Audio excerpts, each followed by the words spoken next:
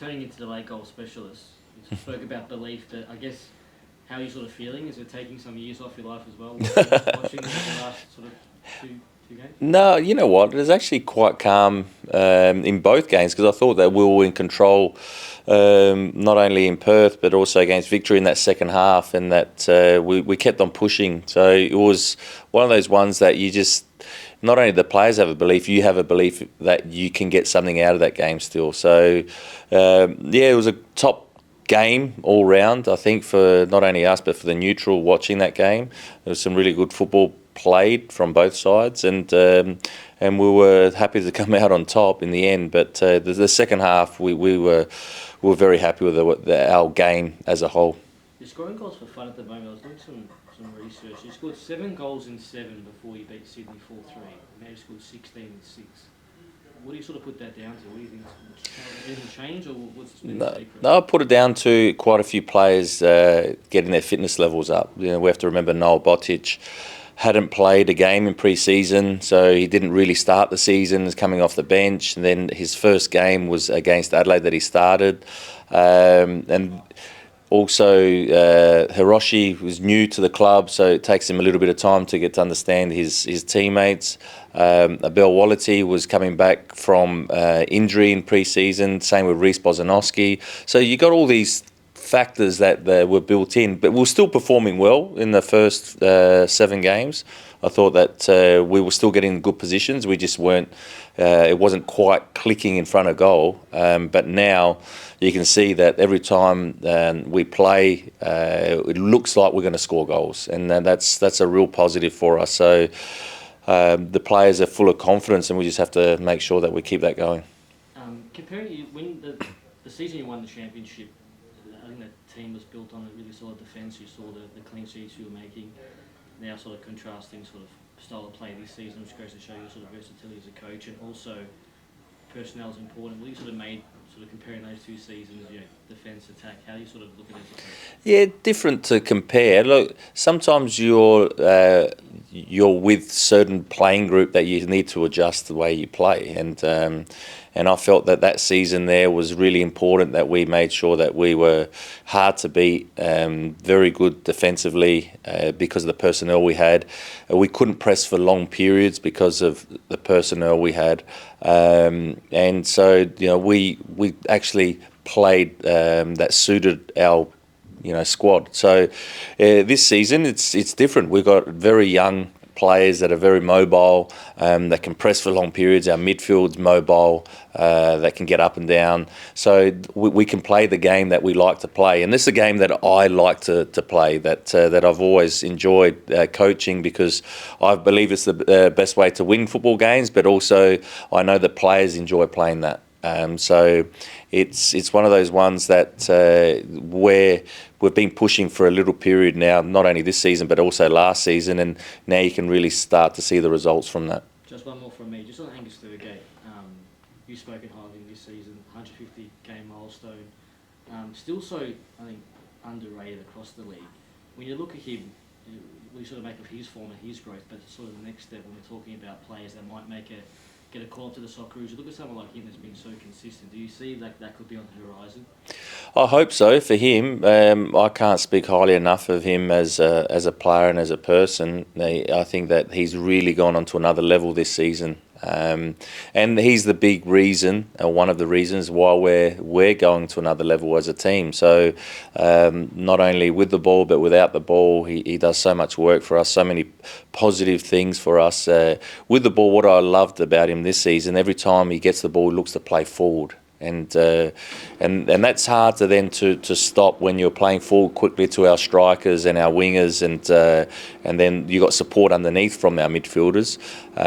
Whereas last year he probably didn't have as much of that in his game. Whereas this year he's so positive with the ball, and hopefully for him the next step is I don't want to see him go from the A-League, but I think that the next step at the end of the season might be to go to a higher level overseas.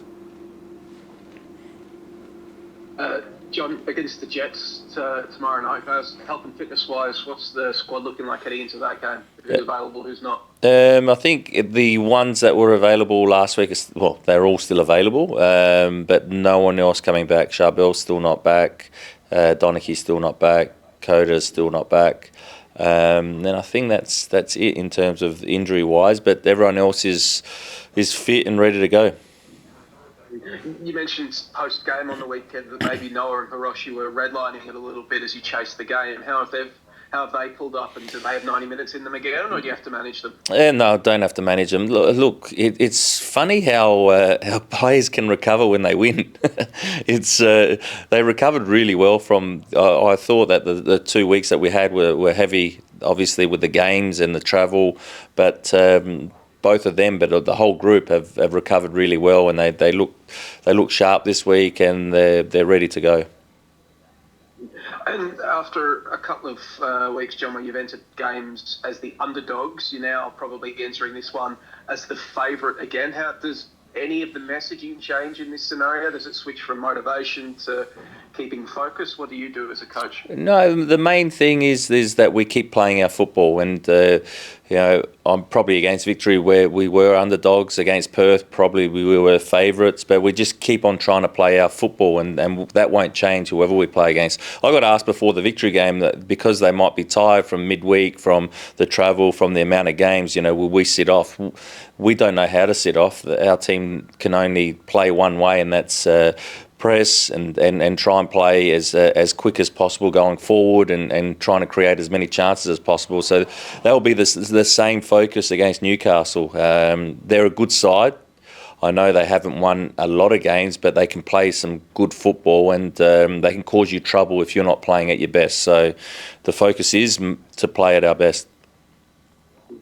Coming into this season, mate, not a lot of your players would have experienced playing as favourites week in and week out. Like the young boys came in when you were losing games last season. You started off this season as more of the plucky underdog.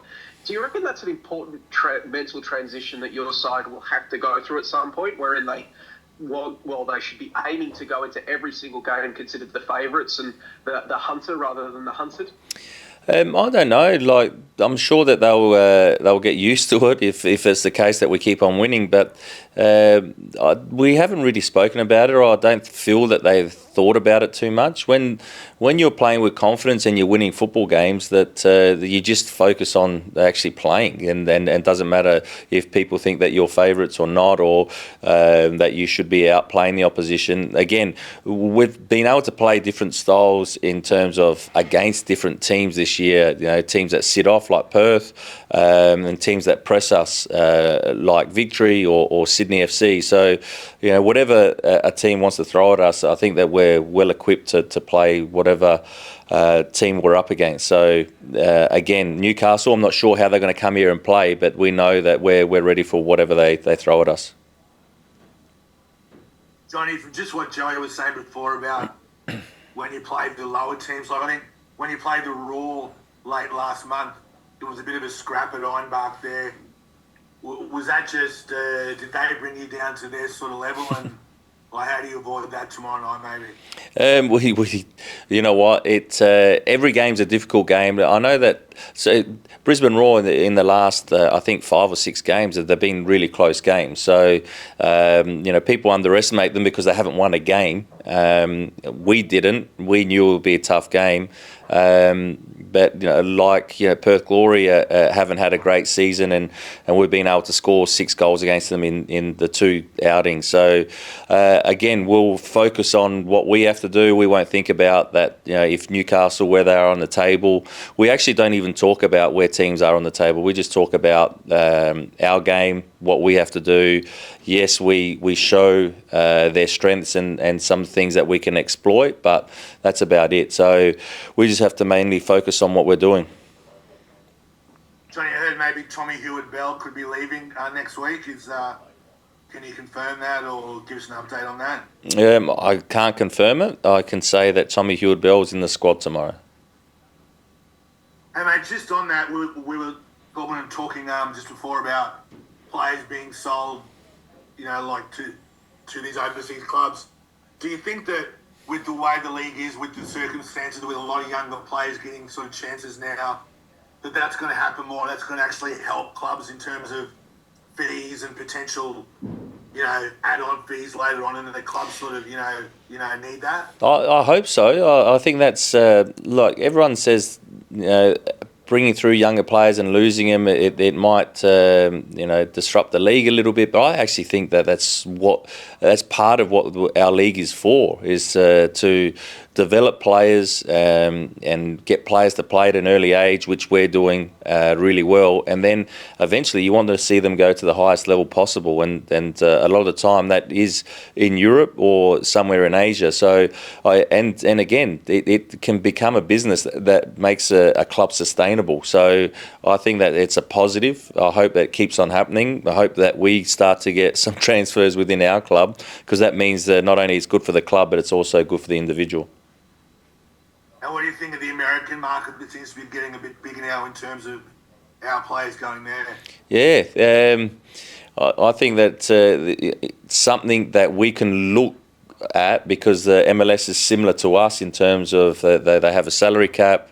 They're pretty new as a league in terms of they haven't been around, like a lot of the European leagues, and so we can sort of have a look and see what they've done and what they've done really well, and try and bring it into our league. But it is growing. It's growing pretty quick, and then that's only a positive for the world game when you want to talk about football. If it gets bigger in the States, which it is, then I'm sure that'll be better for everyone. Thanks, mate. All good? Just a quick one. Just last one, John. Yeah.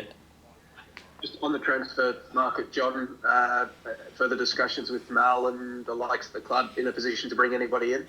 At this present time, I'm not in a position, so I'm not sure whether that will change in the next week or two. Thanks, Joey.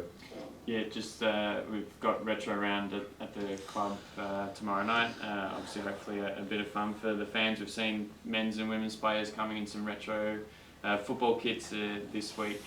What are some of your memories of football in the 80s and 90s? And what do you The best retro kit, I would say, has to be the Kingaroo Socceroo kit, doesn't it? That might not be a bad retro. Do you know it, Joey, or not? It's sort of vaguely ringing a bell. Yeah, well, look it up and you'll see what I mean by retro. I don't. You know what? Most of my jerseys would be retro, because that's the era that I grew up and played in. So it's good. Hopefully, a lot of people wear the Western United retro. I know our team manager Phil had it on the other day. That was pretty cool. John, are you talking about the Spew kit? Yes. Yeah, it's just like I can't say that, can I? Marco's got one of them. Marco, what's your best retro kit? Oh, it's probably one of my old, what's the name, Juventus. Yeah, I thought you were going to say Juventus. Hey, I thought you were going to say the Rocky Balboa t-shirt that you used to have. Oh, that was a great one, mate. Hey, Johnny, just one more. You're talking about Angus before, and yeah. That you hope maybe at the end of the season he might go overseas. At his age, 24, 25, he's a bit older than some of the young guys who are going. Is it just dependent on the player and their sort of development, when they go? Yeah. It definitely depends on the player and their development. And we also have to think about some players that went a little bit older. I'm not sure how old Mile Jedinak was when he left, but he was a little bit older than most players when they go over. Aaron Moy, when he came back and then left again, and they still had really good careers. And the thing is with Angus, because he's had 150 games plus under his belt, if he goes somewhere at the age of 24, 25, he's going as an experienced player. So he should fit into wherever he goes pretty quickly, and that's what I see with him, that I believe that he's good enough to take that next step. It won't happen during the season, let's hope not anyway, but at the end of the season I think that there might be an opportunity for him.